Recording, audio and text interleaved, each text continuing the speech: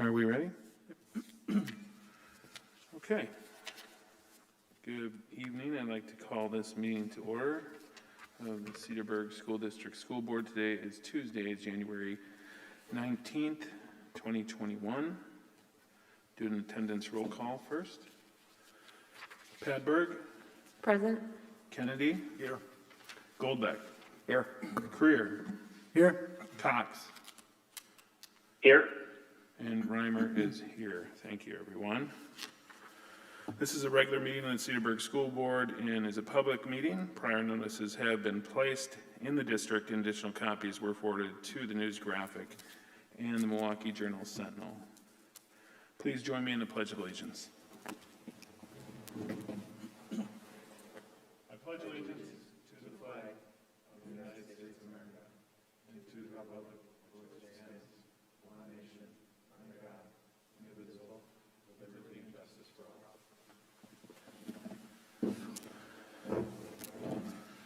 First item of business, under recognitions, in the last couple of months, we have lost some public servants in the community. We have lost former school board members, James Coots, who served from 1973 to 1982, Patrick McComas, 2004 to 2010, and Philip McGowan, 2015 through 2018. The gentleman altogether had served over 18 years on the school board. I was lucky enough to know these gentlemen and to speak to them about their service on the school board and also to seek advice from them. And they were true public servants. And when I talked about their service and some ideas that we might have as a board, they always were very willing to share, and we're extremely excited still to participate in the Cedarburg School District, and they will all be missed. So if you could please stand and join me for a moment of silence in their memory, we would greatly appreciate it.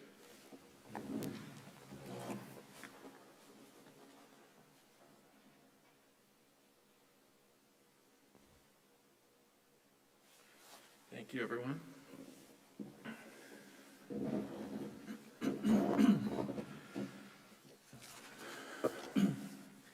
All right. So we would like to move ahead to another recognition, Wisconsin Adult and School Crossing Guard Recognition Week. Mr. Bugnacki. Thank you, Chris. This past week concluded the Wisconsin Adult School Crossing Guard Recognition Week, and on the screen you can see that there are a number of our crossing guards that were recognized this week, and they're all wearing the new Cedarburg School District hats, and it was a pleasure delivering those hats. I did that on Thursday and Friday of last week, and all the crossing guards were very appreciative of the support and recognition and acknowledgement that each of the elementary schools, middle school, and high school provided them throughout the week. They love their job. We appreciate their service. They are the individuals who greet our students first thing on the way to school with a big smile. They set the tone for our kids in providing safe passage to school. So I just want to give a shout out to our crossing guards and thank them for their service. Generally in a non-COVID environment, we would have them all here as we've done in the past, and I've taken them out to breakfast. I told them all we will continue that tradition next year. So just an acknowledgement. I believe there's a proclamation, if I'm not mistaken, that Dave, you have to read. Yes, I have the proclamation from the state of Wisconsin. Whereas Wisconsin's adult school crossing guards provide an invaluable service in helping to ensure the safe passage of our youngest, most vulnerable pedestrians, children walking between home and school. And whereas adult school crossing guards typically serve with a dedication that discounts the rigors of harsh weather, split shifts, and heavy traffic. And these rigors are currently compounded by the challenges presented by COVID-19. And whereas for more than 5 decades, adult school crossing guards have served communities to make them more secure. And whereas adult school crossing guards add to the effectiveness of student safety patrol members with whom they often serve and whose activity they help direct. And whereas adult school crossing guards help reinforce the minds of the young people they assist the importance of traffic hazard identification and safe street crossing behavior. Therefore, be it resolved that I, Carolyn Stanford Taylor, State Superintendent of Public Instruction, declare the week of January 11 to 15, 2021, Adult School Crossing Guard Recognition Week, a time to recognize and thank the many adult school crossing guards whose commitment makes a difference in the lives of children in Wisconsin's public schools. Thank you.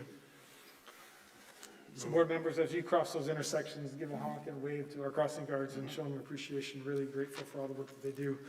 Windy, sunny, hail, snow, whatever it may be, they're out there, and they're tougher than the conditions. Absolutely. All right, moving on to consent agenda, Mr. Bugnacki. Thank you, Chris. Before I begin, Paul, do you think you can turn the mics down just a tad? Feels a little bit like they're very sensitive, if you don't mind. Thank you. So this evening, board members, I ask you to approve the consent agenda. We'll start with the minutes from December 16th, 2020 school board meeting. Next, we have the check register, which includes a summary of accounts, check detail, credit card transactions, and check register. Also, we have the personnel report, and Mr. Farner's here for that. This evening, we have 3 requests to terminate employment at the end of this school year. Lisa Kurt, high school science teacher, has indicated she would be retiring. Judy Plaster, music teacher at Thorson, is also requesting retirement. Claire Toko indicated she will be resigning. Technically, she just wouldn't return her contract, but she let us know early, and we appreciate that.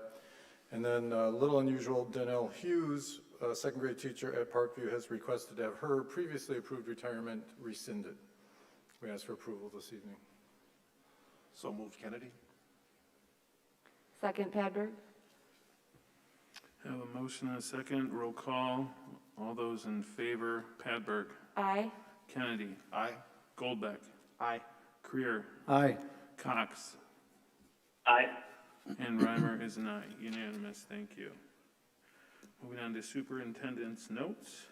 Excellent. We have 2 presentations tonight. The first is on our building project, and this is probably, we're getting close to some of our final presentations on our building project, and so we have Ross Eger here from C.G. Schmidt, who will give you an update. And before we do that, I want to just draw your attention to the young man on the screen. Pajama Day is the best. You can see he's pretty excited about going to bed, pumped up, but it's always good to continue to have these spirited events at all of our schools, even though we're in a pandemic and there's certain social distancing protocols we have in place. We continue to make certain that the climates in our schools are healthy and fun and enjoyable for all kids. And so this is an image of a student from Thorson where they're celebrating Pajama Day. Ross, it's all yours. All right. Good evening, everyone. The major themes, of course, that we've seen at each of these meetings, learning spaces, school capacity, safety, and security, continue to drive the project. The schedule, as you can see, we're in a bit of a lull here now between phase 2 that completed a few weeks back at the high school and phase 3, which will begin at the start of the summer break. And you can see phase 2 work is complete. People have moved in, staff has moved into the new office spaces, and the teachers are operating out of the new classrooms. And of course, learning spaces, 2 of those pillars are certainly in full view at that location with the new classrooms, and safety and security with the new entry that you see at the center image on the screen right now. So moving along to the budget. Again, format, first column is the original report that I provided back in November of last year. And previous update are the values that you see in the center column, and the latest update are those values in the third column. So as always, any of the things that have changed, I've highlighted yellow, and you can see on the first two screens that there are no changes from last month. On the next screen, you can see that there is, in fact, two changes, relatively minor impacts for low voltage costs. One was a slight reduction from what was reported last month, and another is an addition for a clock PA that we decided to add at one of the staff rooms. On the next page, another cost that we incurred for a sound system at the Vintage Gym, something that was required for the activities going on there, so it was done fairly efficiently and low cost. So on the next page, our tallies, our totals for all of the above costs in that section of the report. And you can see that we're up to $61,670,591. On the following page, the recap.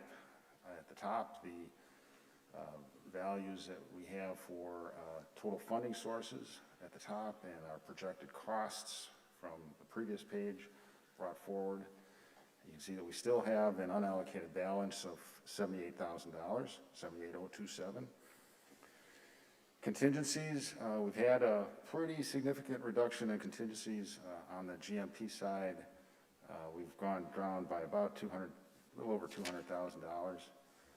And our PCOs at the bottom of that section have, you can see it increased up to $324,000.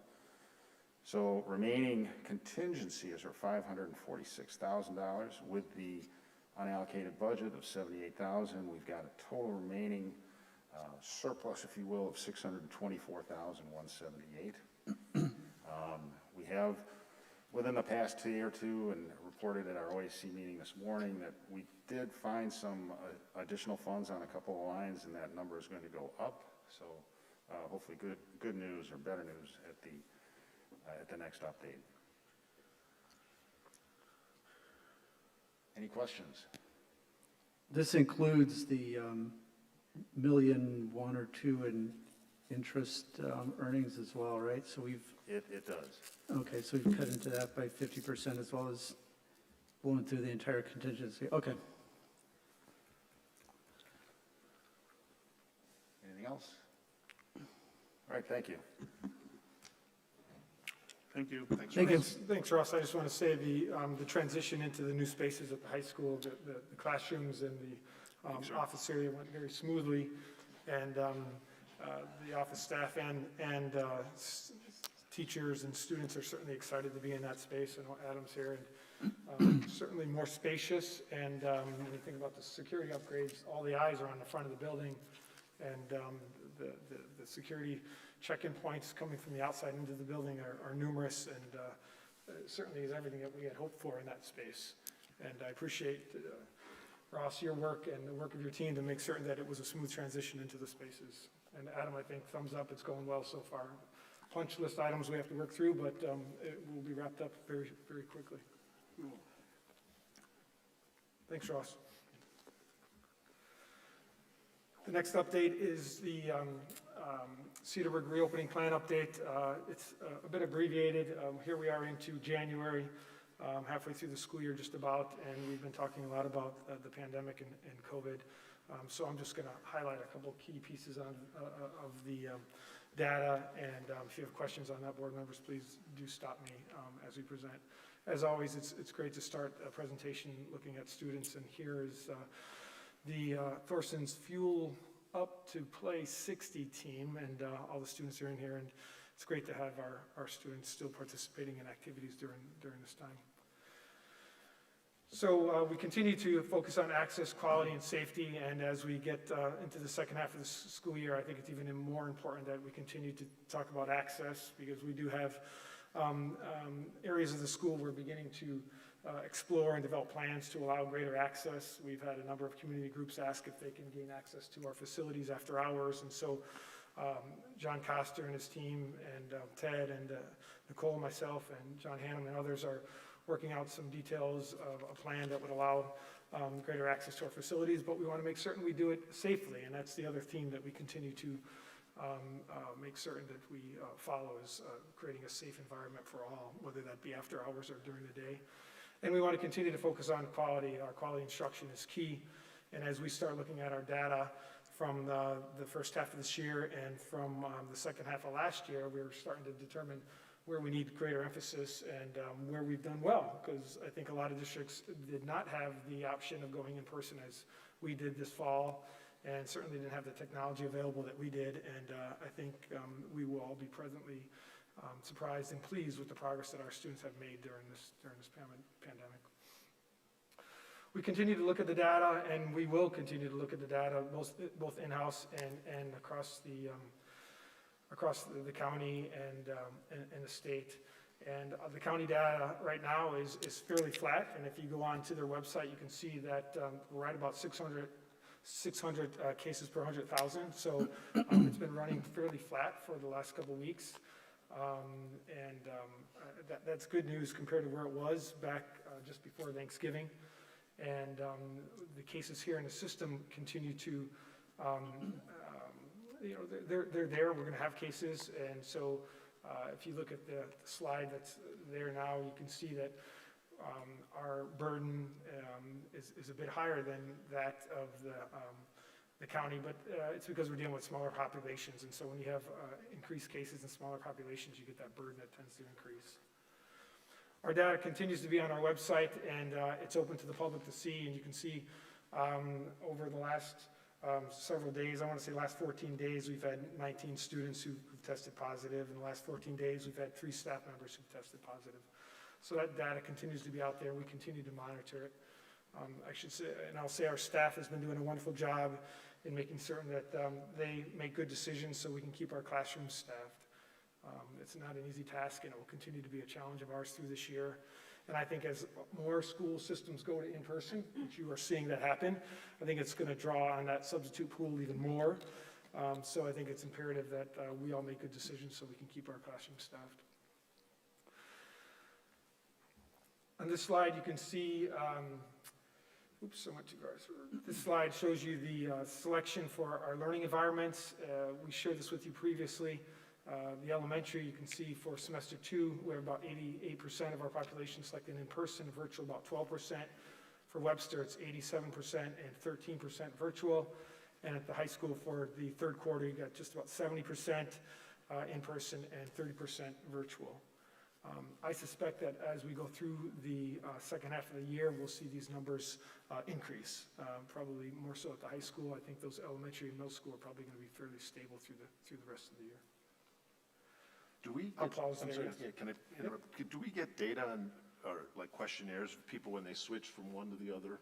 Especially when at the high school level, it looks like people have gone from in-person, from 81% being in-person now to 69%. So a number of people have gone virtual. Do we get feedback on what their rationale was? Was it concern of health issues or? Sure, I think it's a number of reasons. Some of it is health reasons. Some of it may be that they, certainly leading up to the holidays, the numbers took a dip because they wanted to quarantine before they went to to see a family member. That certainly tipped it, and we'll probably see something like that around spring break again, Kevin, where they'll decide to pull their kids and stay home. There are some that's driven by athletics too. What we find is that as we get deeper into the season and parents are nervous about their kids being quarantined, not being able to play, they will pull their kids through to the end of the sports season. That happens as well. So there's a number of reasons. I think, but those are the main ones. Adam, is there any additional reasons, or that's it? Yeah. Actually, I can add one because I've got a student in high school, and I know a lot of parents in high school. There's a perception among many that there's a different experience, virtual versus in person, and that the virtual has certain advantages over the in-person instruction. So that's one thing that I think we might be addressing at a upcoming curriculum committee meeting. Yep. But that's out there too, and I think that's probably a pretty big part of it. I've heard of a lot of people who have gone virtual for that experience because it's different and perceived to be favorably different than in person.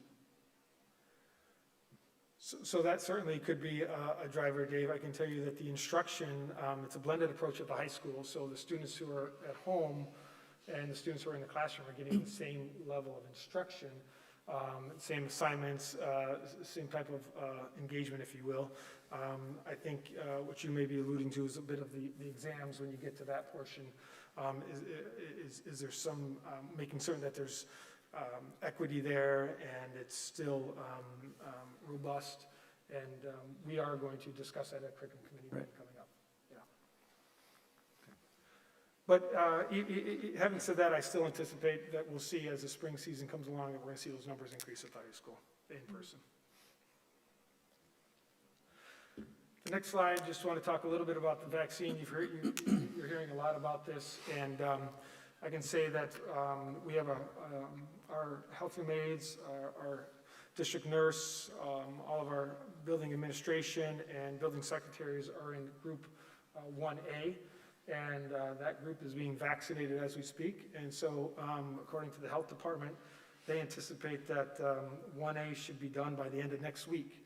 So those individuals who are working and coming in direct contact with potentially ill students are those who are in that 1A group. So that includes, as I said, all our health room aides, nurse, administration, and the secretaries. There is work underway now to plan for immunization in 1B, and 1B would be our teachers and our contracted service providers in the district, anyone who would come in contact with our students. We put a tally together, and I want to say it was just about 550 individuals who would be part of that 1B group. The Washington Ozaki Public Health Department, they are tentatively working on a vaccination clinic over the weekend, sometime in February, Saturday and Sunday, back to back, so it'll be 4 days. That would be just open to educators along the North Shore. And so they're working out the details on what that would look like. Right now, it looks like it would be somewhere mid-February is when that clinic would be open. Location yet to be determined. The way the 1A group worked is that the health department sent an email to Nicole Kafta, and then she sent that a link on to those who are in 1A, and then they registered for the shot. And then they would begin that interaction with the health department. So we will do the same, probably a very similar procedure for 1B, is that we'll get a link, we'll send a link on to our staff, and then our staff will engage with the health department and sign up for probably slots to receive that vaccination at that weekend clinic.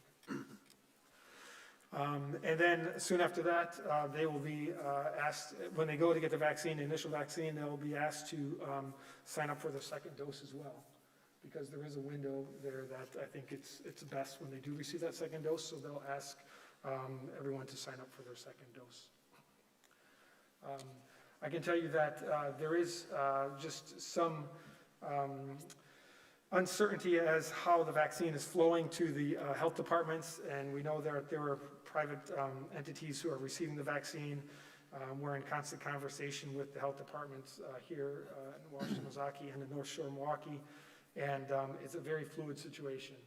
And we're hoping that we will be in line to get those vaccines, and we don't want to be in competition with each other, and so that's what the health department is attempting to do, to make certain that we all have access to the vaccine at the same time. Questions about that, board members? Todd, I was just going to give some advice on the vaccine process. Make sure everybody doesn't get vaccinated on the same day, so you don't have a whole bunch of people out, because there is some mixed reaction to the receipt of that they can have symptoms. So make sure you have a plan in place to spread that out over a period of time so you have staffing in case somebody's out. That's great advice, Brandon. We did talk a little bit about that today, that would be the next wave, because some are very fatigued afterwards, and they Downright really harsh symptoms. We've had several people out after their first and or second, So maybe it may make sense for us to secure some subs or something, knowing that we're going to get everyone vaccinated. And I can tell you that number that we put out to the health department and the Department of Health Services, we included the number of subs as well, so that's why that number was 550. But it makes sense to have some strategy there. Yeah. Do we have any indication at this point what percentage of people are going to take the vaccine? Teachers? We do not. I can tell you, Chris, just from the numbers that I've heard from other entities, it seems to be around a number of 30 to 50% that will not take the vaccine initially. 30 to 50%, depending on whether, what that entity is. My guess is that schools probably won't be far off of that, at least initially. But we did not ask them to sign up because I think that creates a lot of false hope because we don't know when that vaccine's coming and there's going to be a lot of questions that we can't answer. Well, the number that we provided to the health department was just an overall number that, and the estimate of people we believe would get the vaccine, and then the health department does their calculation. But I suspect there'd probably be close to maybe 20 to 50% probably would not get the vaccine. And so you can, if your mind starts racing, then you can begin to think about how does that work in the school system, and there's a lot of questions that begin to surface around that. And those are the questions that we're working with the health department on and the superintendents, and we'll get an FAQ out to our staff and to the districts so we can all just refer to the same information. Because questions such as, can I still transmit the virus after I get the vaccine? There's still information being gathered by the scientists around this, whether the transmission can occur after you get the vaccine.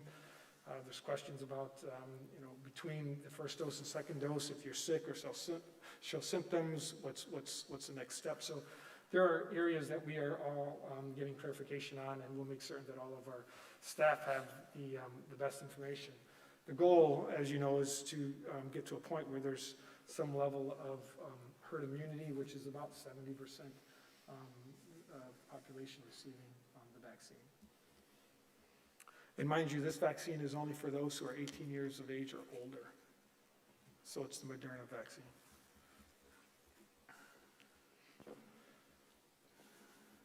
Any other questions on that?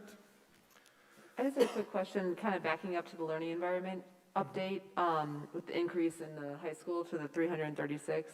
Are we still doing okay with like the model of hybrid where we have students kind of receiving instruction with the in-class, and then we had those separate virtual-only sections? Are we still like at a strong ratio for that? Because I mean, the 130 additional students out at 100% virtual, I know before we were looking at having that modeled based off the original numbers, so has that had to adjust for more teachers having to be fully virtual teachers?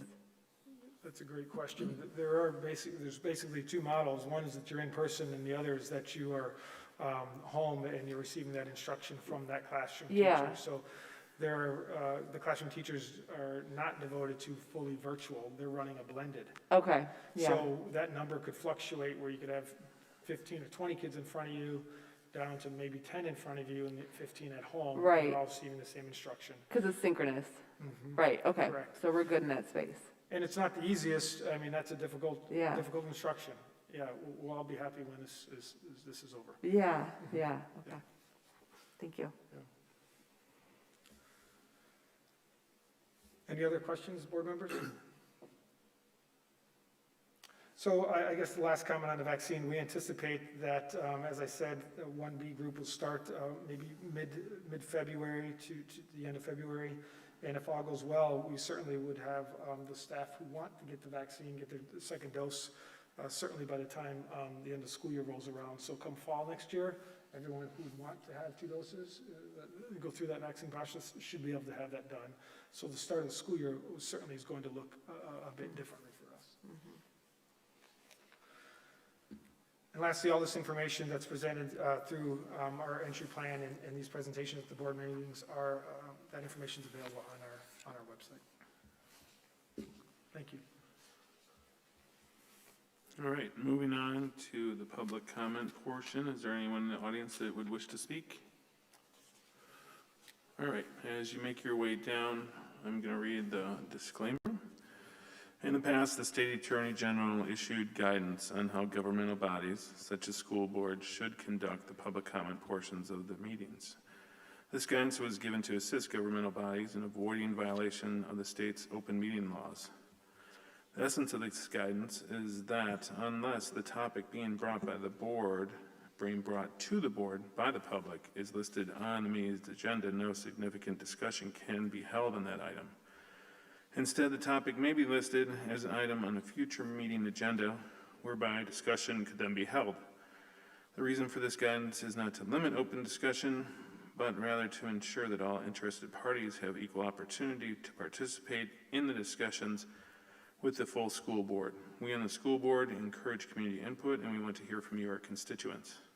However, we also take the state's open meeting law seriously and will follow guidance as outlined by the State Attorney General. Therefore, if an item listed on tonight's agenda, open dialogue may occur between the individual from the public and the board members. If it is not listed, the board will be limited to listening only and will not be able to respond to comments or questions. If your item is not listed on tonight's agenda and you want to have a discussion regarding the topic, you are encouraged to contact the district superintendent and request that your item may be listed on a future meeting agenda.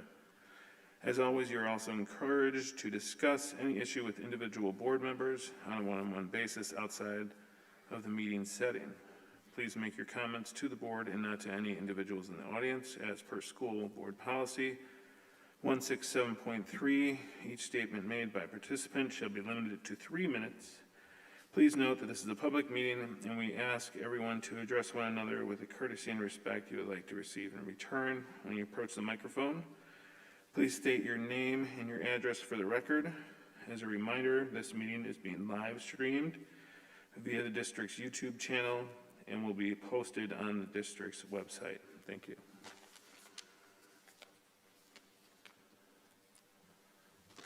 My name is Jessie Machamvu. I live at 2339 West Custer Avenue. If you pay any attention, you notice that their address has changed. We left this community and are taking our youngest out of this district. When we decided to move to Cedarburg, we chose the scores of the school versus the diversity of a community. We made the wrong choice. I don't understand why I have to come up here again and tell you that you are continuing to fail the BIPOC students and their families. Since the last time I spoke in front of this board, I have spoken with alum and current families. You guys are failing and have been failing for a very long time. You do not follow your own policies. I know that when I have tried to talk with past admin about racism, I was dismissed and it was never recorded in your database based on your own policies. I also know that the stories of the other people I have spoken with, their stories are also not recorded. Per your own policy, every single time a person tells someone about an incident of racism, the district is supposed to log the incident. I was expected to write down the time, the day, the person, and the exact incident every single time. Because your district did not follow through on its own policies, my kids are now being called liars by your district. I'm going to say this again and louder this time. My sons and family have experienced racism in this school district. The fact that your administration did not follow the proper procedures when I came to someone to disclose is not my fault but yours. The fact that I can pull the DPI records and there is not any of the situations in the record of either my family or of the other people I have talked to since I have spoken speaks volumes about what you really care about making sure that racism is a thing of the past in Cedarburg School District. I know that there are at least 2 people on this board that truly care and want to make sure that every family in Cedarburg, despite their skin color, succeeds. I hope that me supporting them does not hurt their chances of staying on the board and that they can continue to help Cedarburg get out of the quote-unquote bubble. For the majority on the board that continues to fight me and my family, shame on you. History will remember you for fighting so hard to make sure that racism is alive and well in this school district. I don't think I need to name them again. All you have to do is listen to the last 2 times I spoke at the district meetings. I also am sure they know exactly who they are. Since the last time I spoke, the Capitol was stormed. My oldest was home from school right after this, and his 20th century conflict class is talking about what happened. Do you want to know what a majority of the children thought? They were actually defending Those white supremacists trying to overthrow the government and the Confederate flag being thrown in the Capitol. There is even a teacher that has a "Don't Tread on Me" flag that is displayed in the classroom. That is a known white supremacist symbol. That teacher needs to be fired immediately. It is time for everyone to wake up in Cedarburg. A majority of your children were cheering white supremacists and racists flying the Confederate flag in the nation's capital. Excuse me. I would hope that a majority of you would not want to be remembered this way. I would hope that there are more of you in this town that do not want the Confederacy. I would hope that you would truly care that BIPOC students are suffering in this district and they are being pushed aside, and it has been that way for many years. I will no longer be silenced. I will no longer allow you to silence me and my family. You do not do everything that you say you could have done. Just based off what other districts are doing around Ozaukee County, you, Cedarburg, are receiving an F. A majority of this board will be known for one thing: fighting so hard to keep racism in Cedarburg School District. Just remember, tolerating racism is racism. Thank you. Thank you. Is there anyone else? Anyone else that would like to address the board? All right. Thank you. Moving on to recommendations. 2019-2020 audit report. I see that Ben is not here. Mr. Bugnacki, would you like to handle that? Sure. Before I speak to this, I'll ask Brandon. You wanted to talk about it, Brandon, or I can? Yeah, sure. All I would say is that we received the presentation at the P&F committee on the audit this year. And according to our auditor, I'll just paraphrase, we're doing a great job managing, very responsible, and everything was very tidy on our books. So it was a very favorable audit report that we received. I would echo everything that Brandon had said, and there was no action needed on this by board policy. We just need to bring it forward to the board and make certain you're aware of the audit outcome. Thank you. Is it posted for folks to see? It's posted, yes. Okay. Yep. All right. And then open enrollment seats. Ted.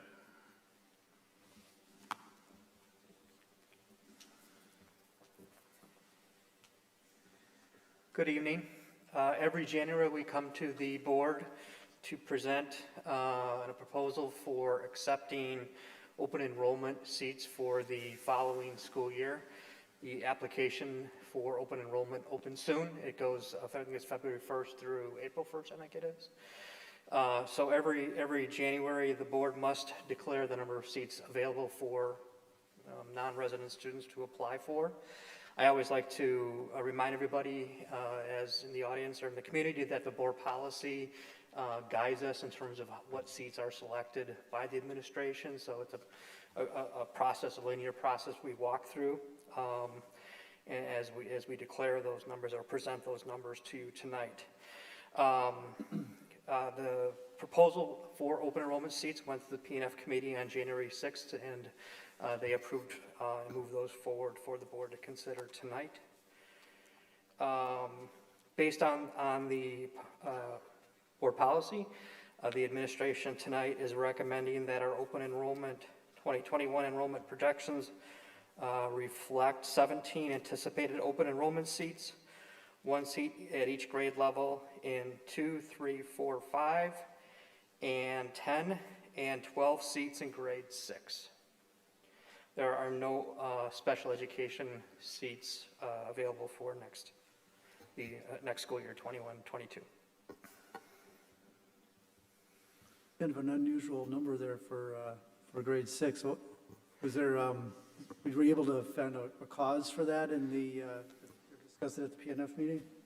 Yeah, so when there is a certain, grade 6 through 12, when we are below a certain level per section, the actual number approved or brought forward to the board is a number to bring us up to the bottom of the grade level, bottom of the number per section in grade 6. It's just a bit of a difference between K-5 through 5th, or 4K through 5th versus 6 through 12. And again, we're just filling to the minimum and not incurring any additional fixed costs. It's a way of, opening up within the guidelines and still staying at the minimum, bringing in a few more students. Correct. And just to add a bit more clarification, Dave, it is just to fill, if you will, just vacant seats, so we don't take open enrollment students to create an entire section. So, for example, if we have a class of 18 and it's just below the guidelines, then we would accept one in that class to get us to 19. So it is strategically placing the OE kids as we've done for the last several years. And I think the number of seats we're opening now will continue, I believe, in a 2-year trend of accepting less open enrollment students as our resident student population increases. Correct. So as we look at that exhibit, the projected class size for the 6th grade is 9 sections at 22 pupils per section, correct? And so we're adding a total of 12 open enrollment. So really, to simplify things, what we're saying is that one of those sections only has about 10 students in it right now. Correct. And it doesn't make financial sense for us to have one teacher for 10 students.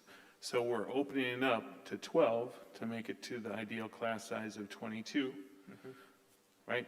Correct. Okay.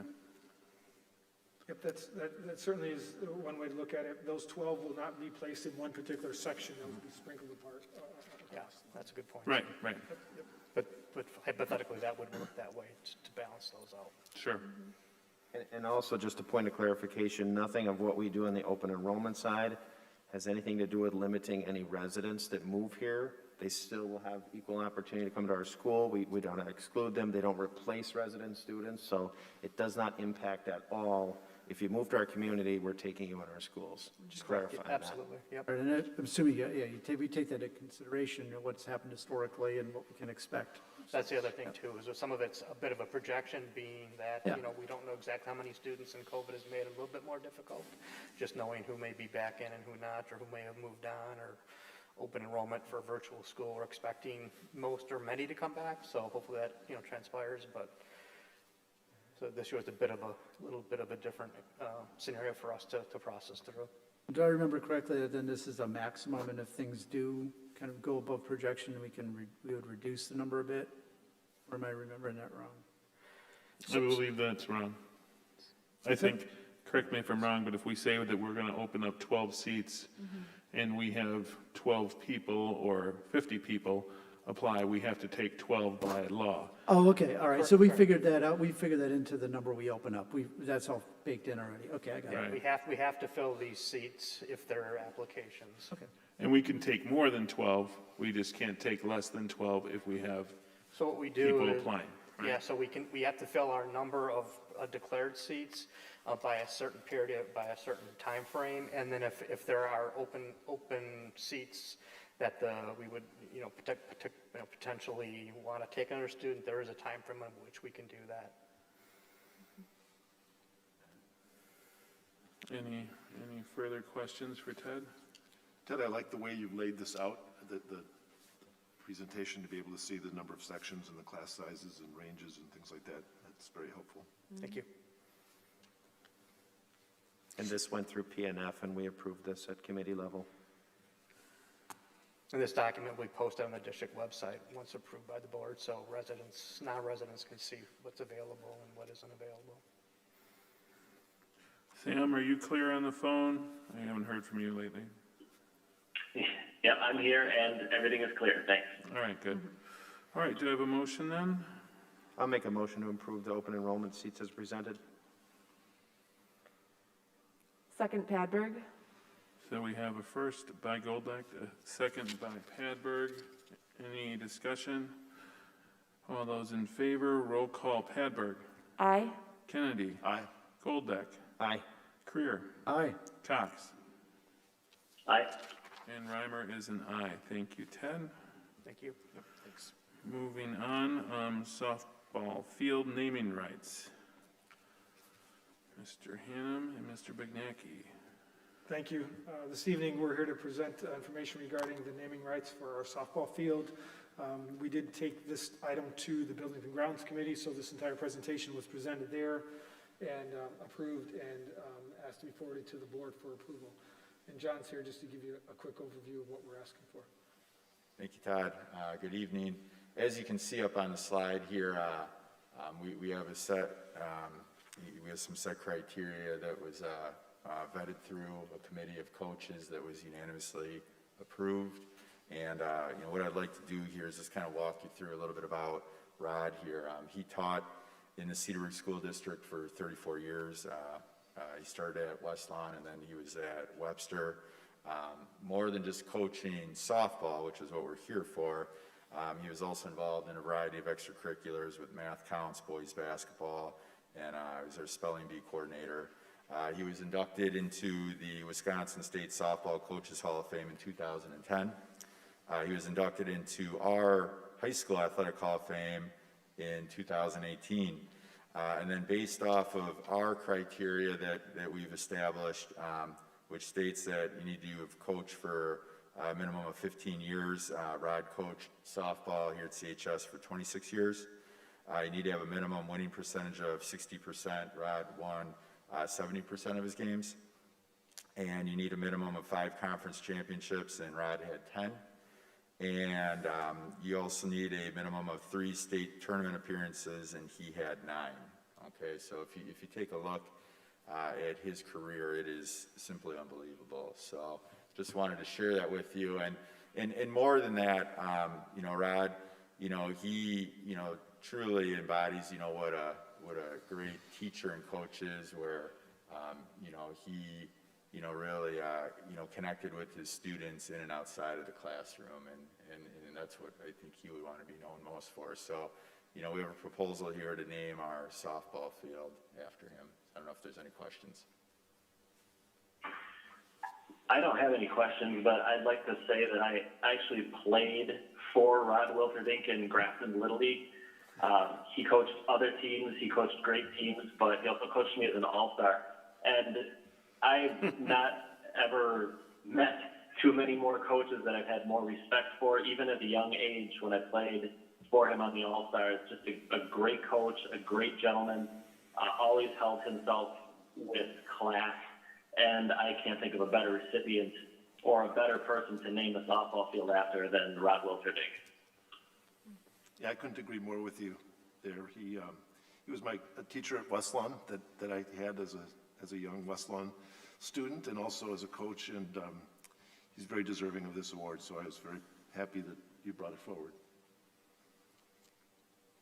I agree totally. You can throw in there, he was my 7th grade basketball coach, so sounds like there's a lot of connections. I'll make a motion that we name the softball field after Rod Wilterdink. Goldbeck, second. That's Kennedy first, Goldbeck second. Any further discussion? All those in favor, roll call. Padberg, Aye. Kennedy, Aye. Goldbeck, Aye. Creer, Aye. Cox. Aye. Reimer is an aye, unanimous. Thank you.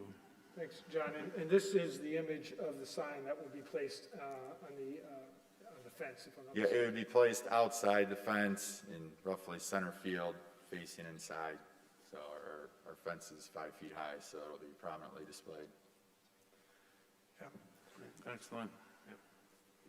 Thank you. Thanks. John. Thank you. All right, moving on to design of stadium entrance.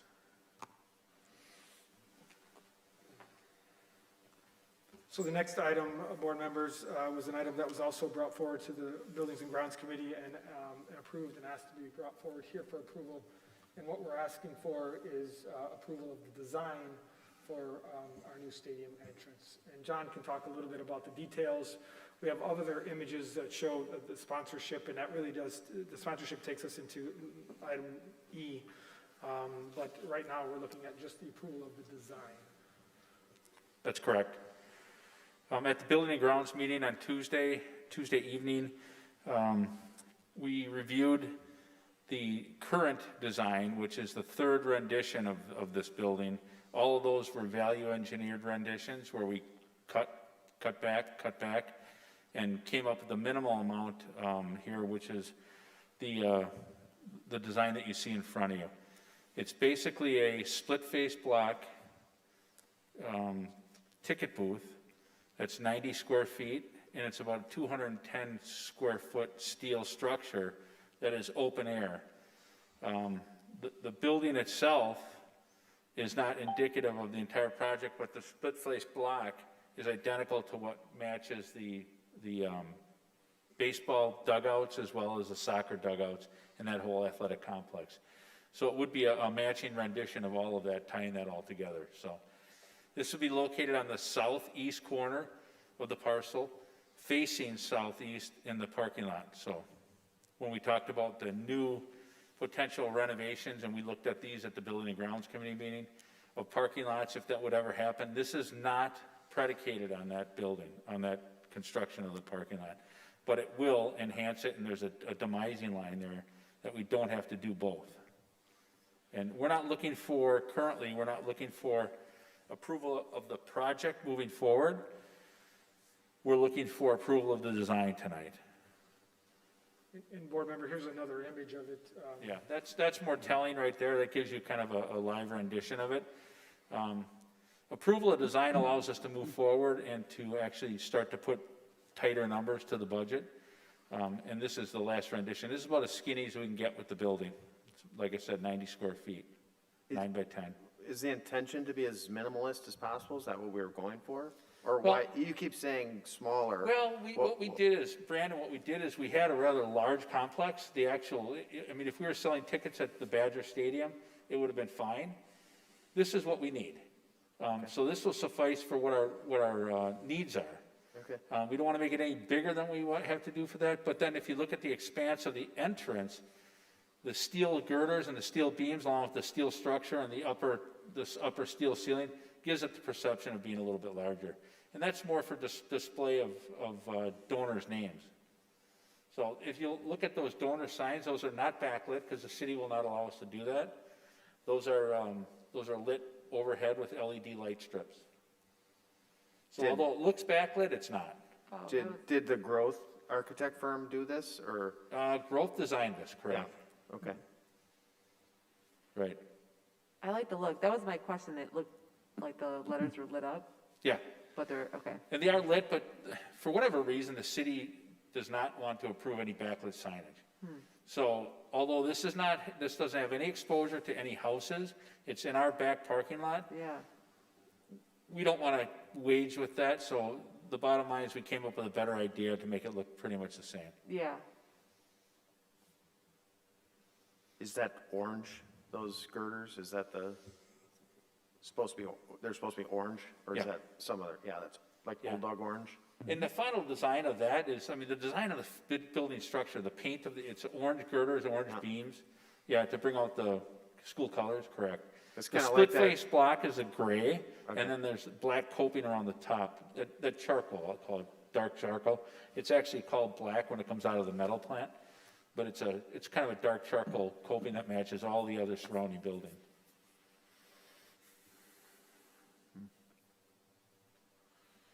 There's obviously windows in the front to receive tickets, windows on the side, and then the door entrance, and then I don't know if you have the other views of that, Todd. No, these are the three. Yeah, well, you won't see the back, but then the back side has the display of the donors who actually donated X amount of dollars in the back, and that's lit. So juxtaposed opposite of Newman. Oh, there it is right there. Correct. Got it. This is it. Yeah. And board members, you've seen this. I'm getting a weird view of that, so it's kind of, I'm on an angle, so yep. You've seen this big display. It's been in the IMC. It's been around the high school. It appears to be a bit larger. Clearly, this, I think, would probably fill this entire space. But that has a listing of all the donors who contributed to the field turf project. That's currently located when you walk into the football field, it's currently located on a 45-degree angle as you walk in on two large posts. All while knowing that if this building is built, we want to put that prominently located on the actual split face block. All the letters that are on there, that are on the building, will be post and pushed off, so they'll be raised off the building, because you can't mount stuff perfectly on split face. And it's already went through B&G and you guys liked it? Yep. Have the donors looked at the design? Any of the donors taken a look at that yet? I believe they just saw it, yeah. So both of the donors, Randy Groth has looked at this design and he gave his approval on it, and so did Chad Curran from Newman Chevrolet.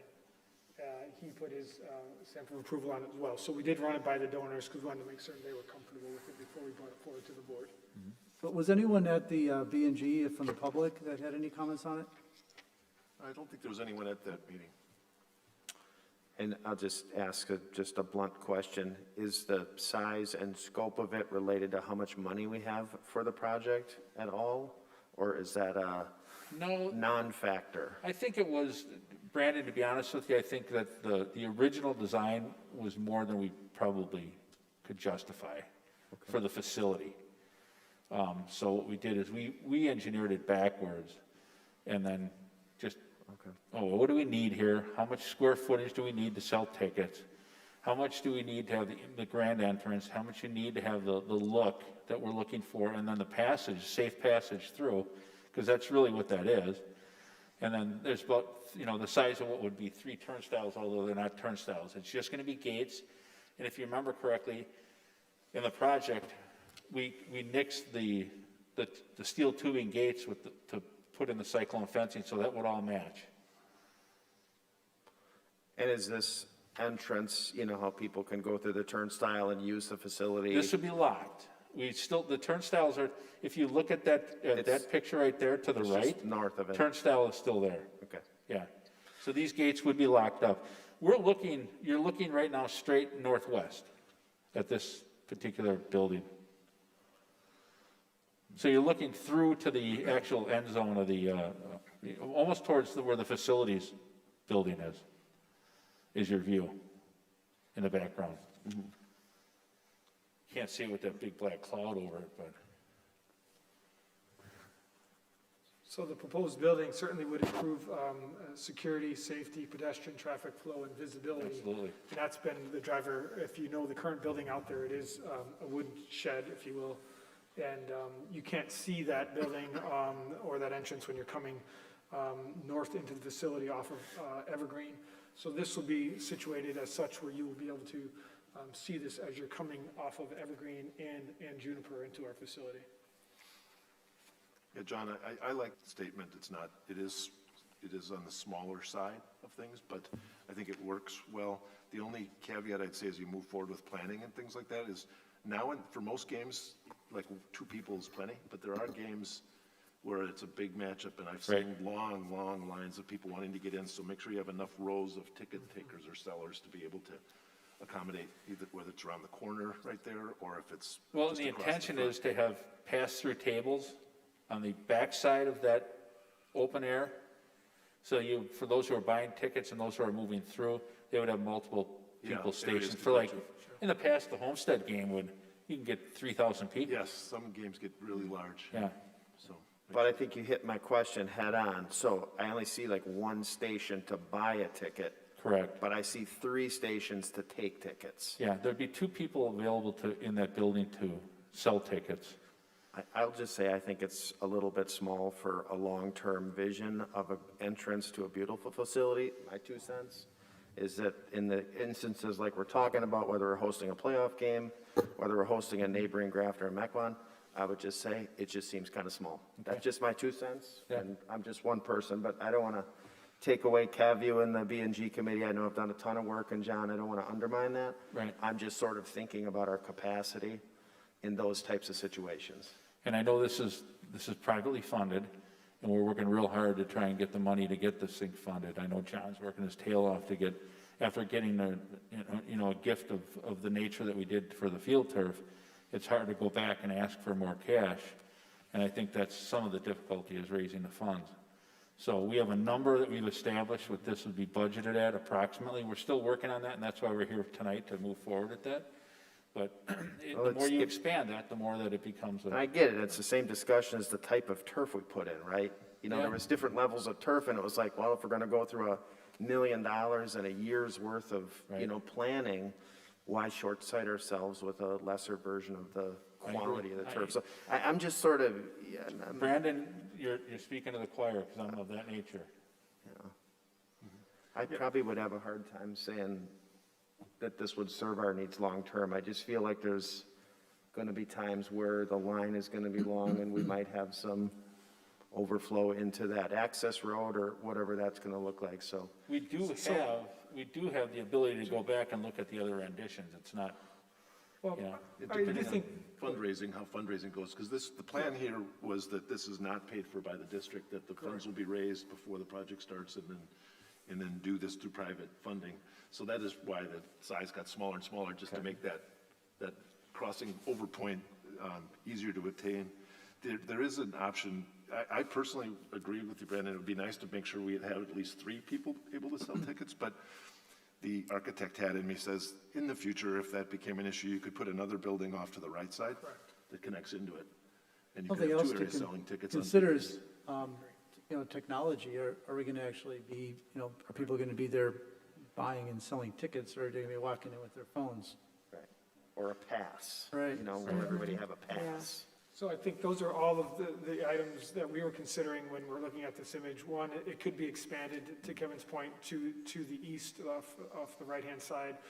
2, Dave, you're right. I think there's going to be ways in which individuals aren't going to buy tickets at the window. Right. They're actually going to have the tickets purchased on their phone, and it will be just a scan. yeah, we're getting to that point where they're just gonna have scanners and they're gonna And so we can scan them. it. And then there is a staging area. You can see the individual standing there, Brandon. So that would be a staging area. And that whole area just to the right, which would be the west of the field house wall, that is going to be a pedestrian walking area. So if, in fact, we need to draw the lines out there, we can certainly do that for those large games, which would eliminate individuals going out into the parking lot or into the walkway, the driveway there. So I think it has the capacity. We have in the past when we had when we've had the Homestead games when they were the 3,000-4,000 range and we knew that was coming, we also opened up a gate on the other side just to handle that influx because we didn't want the commingling at that point. So we did open a gate on the west side and have the Homestead parents come in, park in Webster, walk through, check in, and then check into their seats, which is the bleachers immediately adjacent to the west side of the fence. The goal and understanding was this is going to be private funding, and I think everyone on the board remembers those conversations, and so I think what I'm seeing here and what I'm hearing is this is what we can get with what we have at this point. Unless we get more donations, and then at that point maybe we could reconsider or, add another building to the other side of that, like you mentioned, or something, but. And what's the timing on this? Our goal is to have this fully funded and in place by the start of the football season. But they don't have all the funds in place yet. We have about half the funds. The cost is about $140,000 to $150,000. That's why we're bringing it here so we can tighten up on the costing and get the design approved. We have about $75,000 to $80,000 secured. There's a donation this evening. That's the next item on the agenda that we're asking the board to approve. That would be part of covering the cost of this building. And that does include like an in-kind donation, Groth Design, they're doing all the design for no charge. There's several contractors that have donated, smaller scale funds to the project that they're reducing, if it would be the masons, the electricians. Ross is working on that, doing his due diligence to try and pare that down as we continue along. And then we're looking at pricing the facility versus the site work, because, the site work some of that may be our ownership, as opposed to the building structure, because that site work is going to need some upgrading anyhow. And I'm not talking about the parking lot. That demising line stops right at that curb line that is on the other side of the triple jump pit. Okay, I'm sold. And, at this point, from a design perspective, would it help for them to put that other building on the other side as a phase 2 potentially? Is there any benefit to that as long as they're doing it at a good price? Honestly, if you're going to do that, do it now and expand it. Yeah. I think that, you know, we'll talk internally here real shortly, Todd, I, John, and Groth Design, as well as Ross. And we can do this at either our core team meeting, guys, or we can do it at a, you know, kick it around.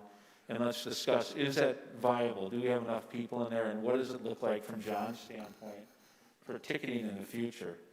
Okay. That's probably a good approach to take. Yep, I like that. Because you don't want to build, when you're, and I don't want to call it a box, but when you're building a building like that, 90 square feet, if you're going to go to 180, you don't want to add on to it, because that's going to be cost prohibitive. You will, because you have to put in new footings, you have to do all of that construction. Do it one time, do it right. Mm-hmm, okay. So you could look at this, have a meeting, decide, hey, we need to have at least 4 ticket takers. Yeah, we So could need to find have out, 4 I can give you figures. that delta Price between tag. what it is for that and what it is to throw the footings in and just build it up with the brickwork. I can tell you that the masonry on this project is about, it's about a sixth of the cost, just for the block. You know, and then you got the site work, which is the footing, so maybe that gets turned into a different, you know, we figure that out, maybe there's some value engineering there that you're only putting half the footings around, where you can tie it to that portion of the building.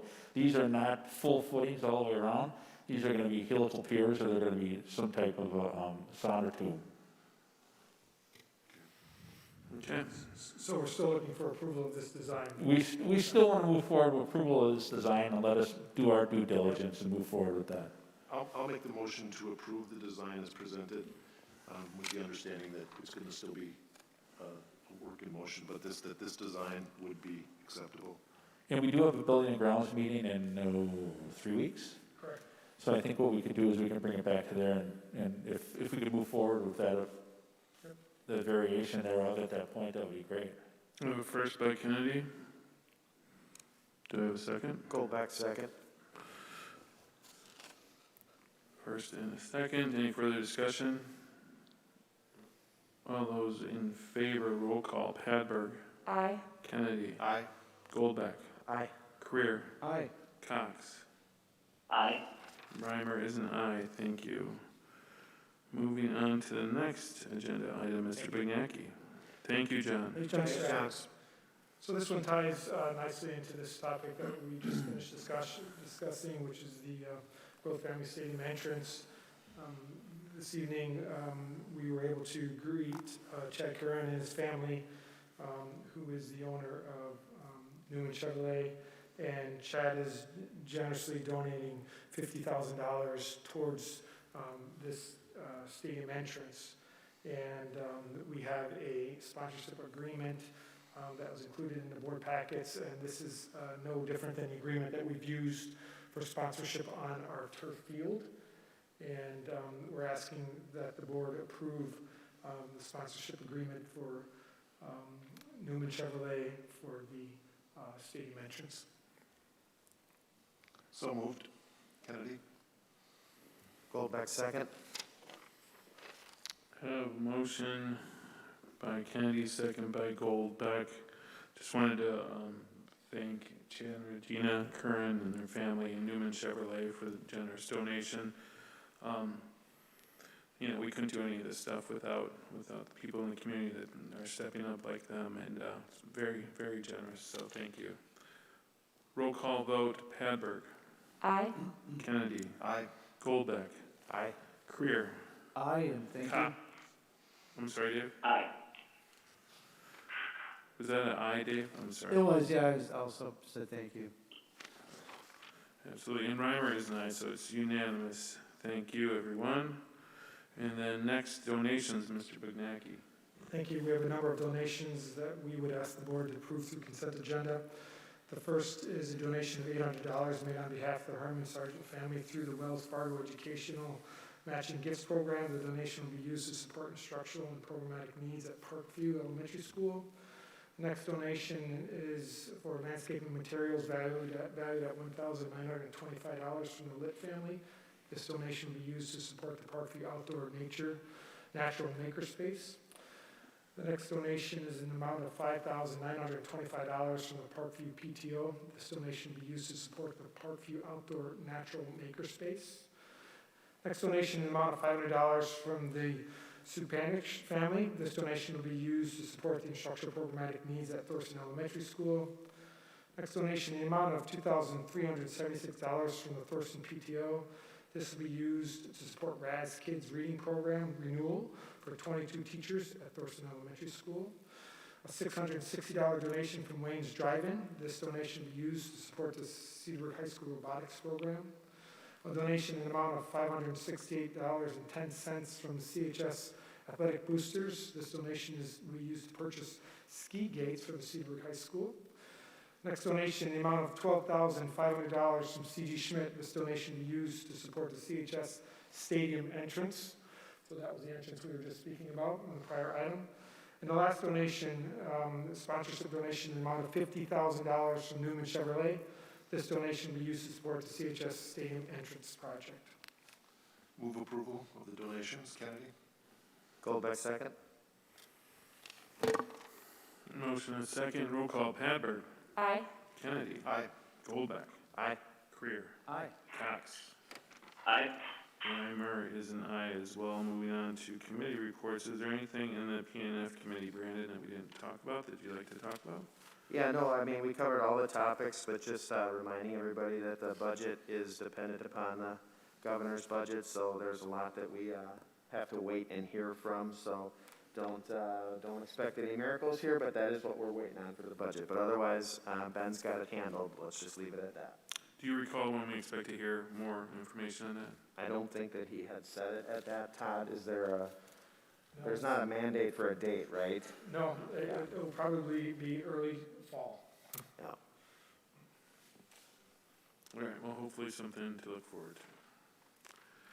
And then moving on to Buildings and Grounds Committee, Mr. Kennedy, anything you'd like to talk about that we haven't? Yeah, we covered each of the agenda items tonight already with the various actions in softball and the design of the stadium entrance. As Todd mentioned, the school project wrapped up really, really nicely. It was awesome to see, so thank Dan Davis and Ross Ebert and the entire team at C.G. Schmidt for their work. It was a very smooth transition this semester, so it was great. And the project looks really nice. After the meeting, we walked around, and it's a really nice space, so it's great to see it wrapped up. All right. With that said, I'll take a motion to adjourn. Goldbeck moves to adjourn. Second, Creer. Motion and a second, roll call, Padberg. Aye. Kennedy. Aye. Goldbeck. Aye. Creer. Aye. Cox. Aye. And Reimer is an aye, unanimous. Thank you, everyone. Good night, Sam. Take care, everybody. Right. Good night, everyone. I said. Yes, Sam.